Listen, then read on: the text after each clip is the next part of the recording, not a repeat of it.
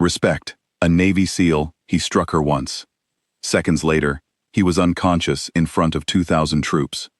There are moments in life that stop everyone around them cold. Not because something loud happened, not because someone was shouting or making a scene, but because something happened that nobody expected, and everybody saw it. This is one of those moments. It was an ordinary autumn morning at a large naval base on the west coast of the United States. The sky was clear. The sun was already warm before 9 in the morning. And on the main parade ground, over 2,000 military personnel had gathered for a formal ceremony. Sailors, officers, support staff, and a large group of the base's most elite troops. Ceremonies like this happen regularly on military bases. Most of them are routine. People stand in formation, a few words are spoken, the event ends, and everyone goes back to their duties. Nobody remembers them a week later. This one was going to be different. Standing near the back of the crowd was a man we'll call the petty officer.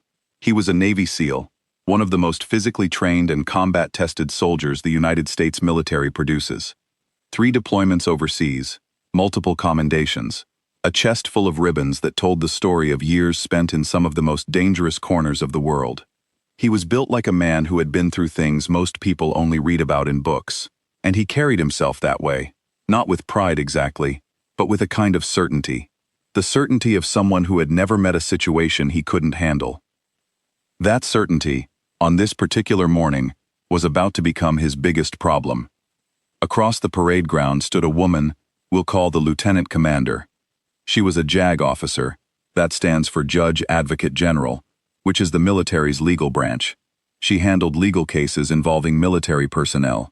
She was in her mid-30s, average height, and wore her uniform the same way everyone else did. She wasn't physically imposing. She didn't look like someone who stood out in a crowd.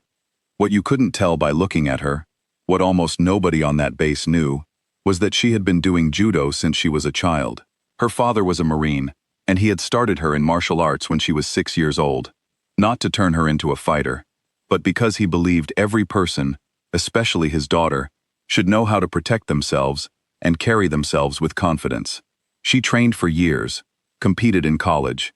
Then, before law school, spent 2 years training under a master instructor in Japan. By the time she put on a military uniform, she had spent more hours on a judo mat than most people spend learning anything in their entire lives. She never talked about it. She had no reason to. Now, to understand what happened that morning, you need to know what was going on in the weeks leading up to it. The lieutenant commander was overseeing a legal case involving a group of enlisted personnel. It was a disciplinary matter, and the outcome of it was going to affect several careers. The petty officer had strong opinions about it. In his mind, legal officers, JAG lawyers, were people who sat in offices and wrote papers, and had no real understanding of what it meant to serve in combat. He had made that opinion known, loudly, to anyone who would listen. He believed the case should be dropped. He believed the whole process was a waste of time, and he believed that someone like the lieutenant commander, someone who had never been downrange, never been in the field, had no business making decisions that affected the careers of people who had. He was wrong about a lot of things that morning, but that was the biggest one. When the ceremony ended and the formation broke, people began moving in different directions. The crowd spread out across the parade ground. The lieutenant commander was walking toward the building at the edge of the field when she heard footsteps behind her, fast ones. She turned just as the petty officer reached her. Words were exchanged. Witnesses nearby gave different accounts of exactly what was said, but everyone agreed on the tone. It was tense, it was aggressive, and it was one-sided. He was doing the talking. She was calm. And then he put his hands on her. It wasn't a punch, it was a shove. An open-handed strike to her left shoulder that knocked her back a full step. Hard enough that several people standing nearby gasped. Hard enough that a junior sailor 20 feet away later said she thought someone had been hit by a vehicle. 2,000 people went quiet. You have to understand what that kind of silence feels like on a military parade ground. It doesn't happen. There is always noise, movement, voices, the shuffle of boots on concrete. But in that moment, everything stopped. Everyone who was close enough to see turned and looked, and those who hadn't seen it yet turned because of the silence itself. The petty officer stood there, chest forward, expecting what most people expect after something like that: shock, tears, backing down, someone running for help. The lieutenant commander did none of those things. She took the step back, she absorbed it, and then she set her feet. What happened in the next 4 seconds was captured on a base security camera positioned about 70 meters away. The footage doesn't lie. You can see her move, not wildly, not frantically, but with the kind of precise, controlled movement that only comes from thousands of hours of practice. She stepped in close. Her hip dropped just below his center of gravity. Her arms locked. And then she threw him. A major hip throw. Ogoshi. In judo terminology. One of the most fundamental and powerful techniques in the sport. When done correctly on a resisting opponent, it sends them completely airborne. He left the ground. For a brief moment, this Navy SEAL, decorated combat veteran, trained killer, 215 pounds of military conditioning, was fully in the air, rotating. And then he came back down onto the concrete parade ground with a sound that people described as a crack. Then his head followed. He was unconscious before anyone took a single step toward him. The lieutenant commander stood up straight. She adjusted her uniform cover. She looked down at him. Then she turned to the nearest senior non-commissioned officer standing nearby. "Get the corpsman," she said. Those were the only words she spoke. The medic arrived within 90 seconds.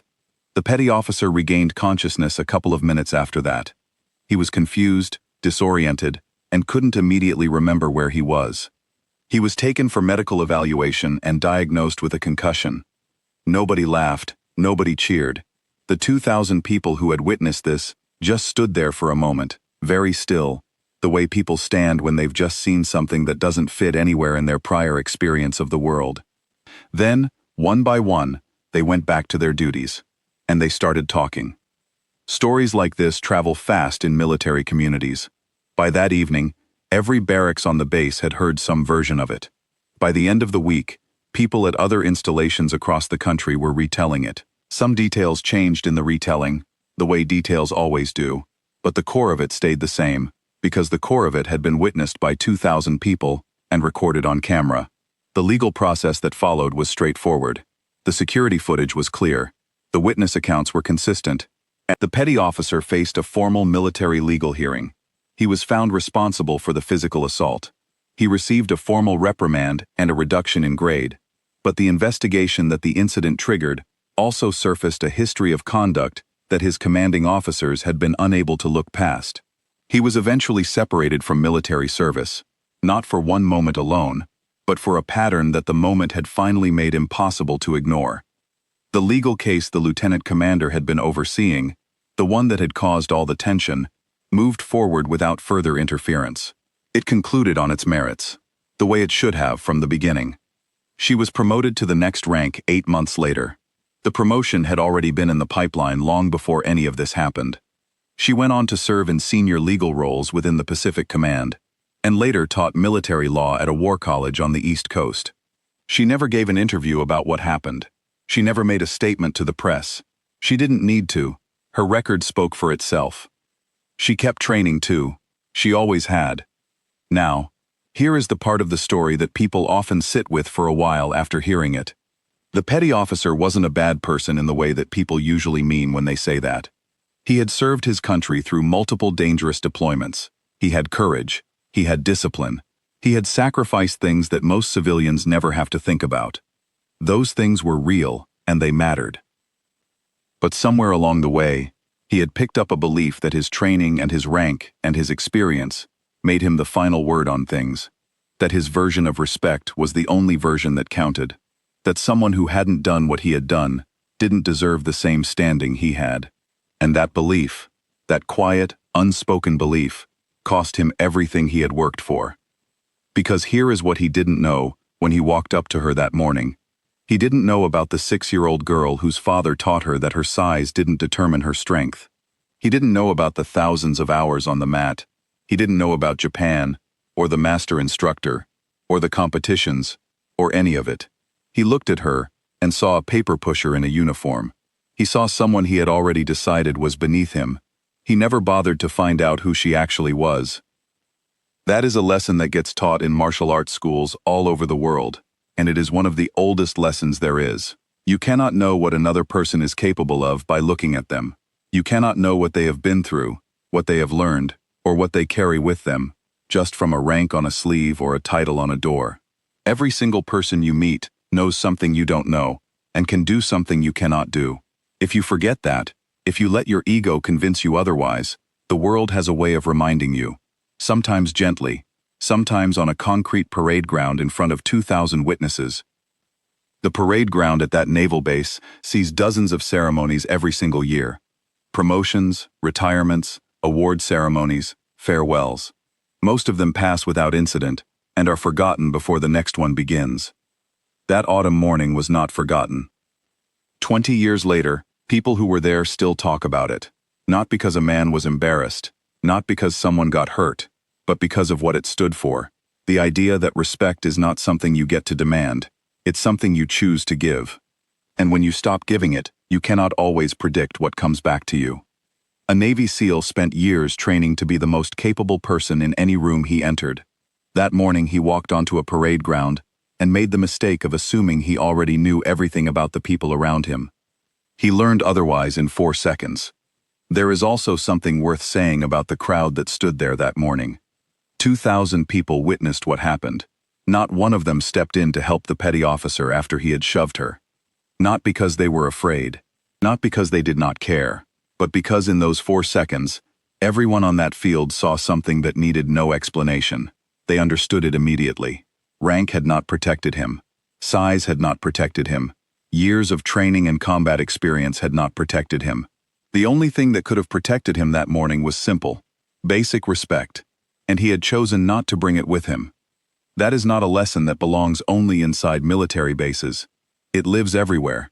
It lives in offices and families and communities.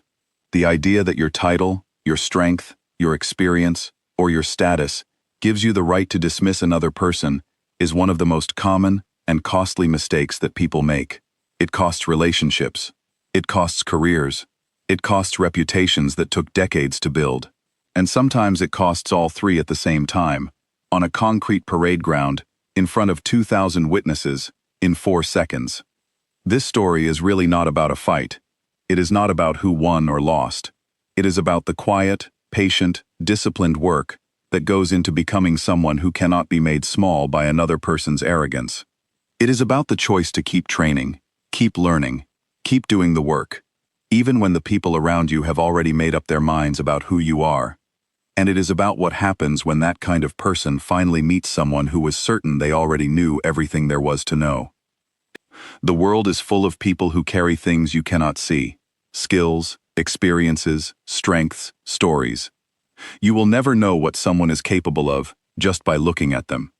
You will never know what they have been through, what they have learned, or who they truly are. From a rank on their sleeve or a job title on a door. The moment you stop trying to find out, the moment you decide you already have all the information you need, you have already made the same mistake the petty officer made that morning. He walked onto that parade ground certain of who he was. He walked off it on a stretcher, uncertain of where he even was.